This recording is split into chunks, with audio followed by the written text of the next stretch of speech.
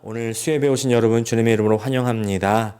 이제 12월 달 2021년도 마지막 달이 되었지만 그러나 이 달에 정말 하나님을 바라보고 하나님을 꼭 붙들고 믿음으로 2021년을 마무리하는 우리 온 성도들 되시기를 간절히 기도합니다. 오늘 함께 은혜 나누실 말씀은 마가복음 6장 7절부터 14절 상반절까지 말씀입니다. 12제자를 부르사 둘씩 보내시며 더러운 귀신을 제어하는 권능을 주시고 명하시되 여행을 위하여 지팡이 외에는 양식이나 배낭이나 전대 돈이나 아무것도 가지지 말며 신만 신고 두벌옷도 입지 말라 하시고 또 이르시되 어디서든지 누구의 집에 들어가거든 그곳을 떠나기까지 거기 유하라. 어느 곳에서든지 너희를 영접하지 아니하고 너희 말을 듣지도 아니하거든 거기서 나갈 때에 발 아래 먼지를 떨어버려 그들에게 증거를 삼으라 하시니 제자들이 나가서 회개하라 전파하고 많은 귀신을 쫓아내며 많은 병자에게 기름을 발라 고치더라. 이에 예수의 이름이 드러난지라. 아멘. 오늘 마가복음 6장 7절부터 14절까지 말씀을 중심으로 나그네 정신이라는 제목으로 함께 은혜를 나누기 원합니다. 우리가 마가복음을 쭉 읽어오면서 특별히 4장부터 6장까지 빈번하게 발견되는 구절이 있습니다. 6장 1절 혹시 기억나십니까? 보니까 예수께서 거기를 떠나사 고향으로 가시니 제자들도 따르니라. 또 6장 2절에 안식일이 되어 회당에서 가르치시니 이렇게 말씀하셨죠. 그곳으로 가시고 가르치시고 항상 어디를 가시고 그리고 떠나시고 또 가르치시고 또 떠나시고 가버나움을 가시고 가르치시고 거기서 떠나서 이제 거라사 지방으로 가시고 바다를 건너서 광풍을 건너서 거라사 지방을 가셔서 가르치시고 또 거기를 떠나서 나사렛으로 오셔서 또 가르치시고 그 나사렛에서 사람들이 배척하니까 또 다른 곳으로 떠나시죠. 계속 가셔서 가르치시고 떠나십니다. 그리고 그 길을 혼자 가시는 것이 아니라 제자들은 항상 그 예수님을 따라가죠. 그리고 이제 오늘 말씀 가운데 드디어 제자들을 보내시는 겁니다. 그 전까지는 제자들은 항상 예수님만 따르기만 했는데 이제 드디어 제자들을 예수님께서 보내시죠. 제자들만 보내시는 건데 보내보시는 겁니다. 제자들이 완전히 준비가 되어서 보낸다기보다는 이제 좀 실습의 일환 같습니다. 가봐. 직접 경험을 좀 해봐. 내가 계속 다니면서 가르치고 또 떠났던 것 알지? 내가 하는 일 너희가 해야 돼. 그리고 너희가 할 수 있어. 본대로 해봐. 라는 의미입니다. 하지만 혼자 보내지 않으시고요. 둘씩 보내신다는 거예요. 우리가 성경을 읽다 보면요.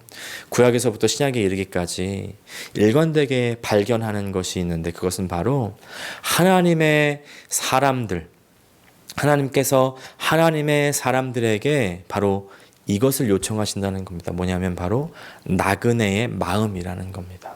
오늘 제목 나그네의 정신. 나그네가 어떤 사람이에요? 어느 한 곳에 정착하지 않고 계속 이리저리 돌아다니는 사람. 또 그런가 하면 자기 목적지를 향해서 계속 나아가는 사람. 근데 아직 도착하지는 않은 사람을 나그네라고 하지 않습니까?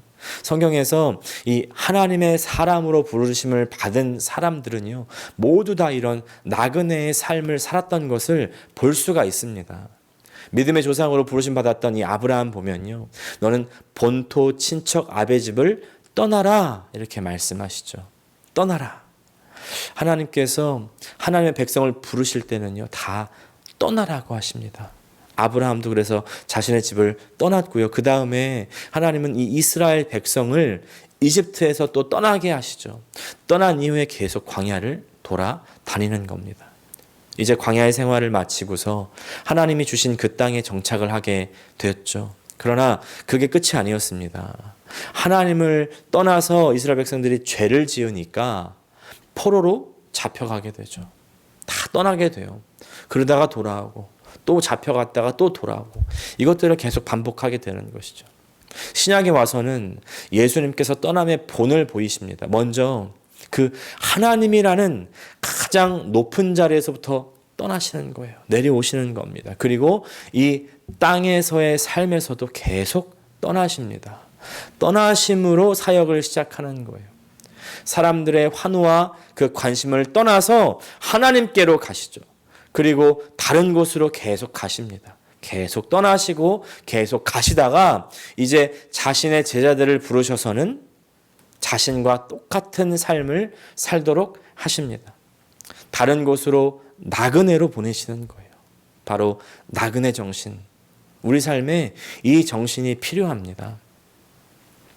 이제 디다케라는 이 초대교회 문서가 있습니다. 디다케는요, 12사도의 가르침, 더 정확히 얘기하면은 이제 12사도들을 통해서 이방인들에게 전해진 주님의 가르침이라는 그 문서인데, 이 문서가 사실은 성경까지는 아니었지만 당시에는 성경만큼의 권위가 있었던 문서입니다. 실제로 4세기까지는요, 성경처럼 여겨졌었습니다. 그래서 많은 교회들이 이제 이것을 돌려보고 또 이야기하고 가르칠 정도의 문서였는데, 이 디다케에 보면 오늘의 본문과 비슷한 맥락의 글이 있습니다. 이런 내용이에요. 하나님의 사람이 왔는데, 이 복음을 전하는 그리스도의 제자가 왔는데, 그가 와서 전도 사역, 가르치는 사역, 그런 것들을 하고 가거든 그가 정말 하나님의 사람이라고 생각해라. 그런데 사역을 마치고 떠나지 않고 오래 있으려고 하거든 그가 하나님의 사람이 맞는지 의심해라. 그리고 가야 될 때가 됐는데도 가지 않거든 쫓아라. 이렇게까지 적혀 있습니다. 참 의미심장한 구절이죠. 예수님의 가르침을 담은 이 복음서를 통해서 예수님은 계속 가라고 하시고요. 이 사도들의 가르침을 담은 디다케에서는 사도들은 떠나야 진짜 사역자라고 하는 겁니다. 그 말은 얼마나 많은 사람들이 자신의 이 성공의 자리에서 안 떠나려고 하는지를 알 수 있는 대목 아니겠습니까? 얼마나 많은 사람들이 계속 더 많이 가지려고 한다는 것을 알 수 있는 대목 아니겠습니까? 오늘 말씀에서요, 아무것도 소유하지 말고 가라고 말씀하시는데, 이것이요, 성경이 무슨 사유재산을 인정하지 않는다거나 혹은 무소유로 살으라거나 낭인처럼, 저 홈리스처럼 그렇게 돌아다니라는 것을 말하는 것은 아닙니다. 무엇을 말하냐면 나그네 정신을 가지라는 것이죠. 나그네라는 것을 잊지 말아야 한다는 겁니다. 다시 말해서 우리가 계속해서 한 곳에 안주하려고 하지 말라는 거예요. 왜냐하면 계속해서 내가 그 자리에 안주해야 되겠다고 생각한다면 어떻게 됩니까? 그때부터 그곳에서의 자기 입지를 굳혀야 됩니다. 자기 자리를 중요하게 여기게 되는 거죠. 내가 쌓아 놓아야만 됩니다. 내 것을 챙겨 놓아야만 됩니다. 그런데 내가 떠나야 한다고 생각한다면, 나는 떠나야 하는 사람이라고 생각한다면 부질없고 부차적인 것, 그것에 관심을 기울이지 않게 되죠. 더 본질적인 것을 생각하게 됩니다. 나는 무엇을 위해서 살고 있는가? 나는 어디에서 와서 어디로 가고 있는가? 무엇이 나에게 정말 중요한 미션인가? 사명인가? 정말 무엇이 나의 생명의 그 의미인가? 내 인생의 목적, 내 인생의 미션, 사명, 소명, 이런 것들을 중요하게 여기게 된다는 거죠. 근데 반대로 내가 그 자리에 계속 있어야 한다고 한다면 그때부터 내가 누구보다 높아져야 되는데, 내가 누구보다는 좀 나아야 되는데, 누구보다 내가 더 좋은 것을 먹어야 되고, 좋은 차를 타야 되고, 좋은 백을 들어야 되고, 좋은 옷을 입어야 되고, 내가 이 교회에서 다른 사람보다 좀 더 높은 위치에 올라가야 되는데, 이제 그런 것들을 중요하게 여기게 될 가능성이 있다는 거죠. 경향성이 있다는 거죠. 그러나 이때 주님께서는 계속 흘러가게 만드시는 거예요. 떠나게 하시는 겁니다. 이때 진짜 중요한 배움이 있습니다. 내가 주님의 그 소명을 붙들고 살아갈 때 내가 가진 것, 내가 이뤄놓은 것, 내가 쌓은 것으로 먹고 사는 것이 아니라 주님께서 먹이시고 살리시는구나. 이것을 깨닫는다는 거죠. 여행을 위해서 아무것도 가지지 말아라.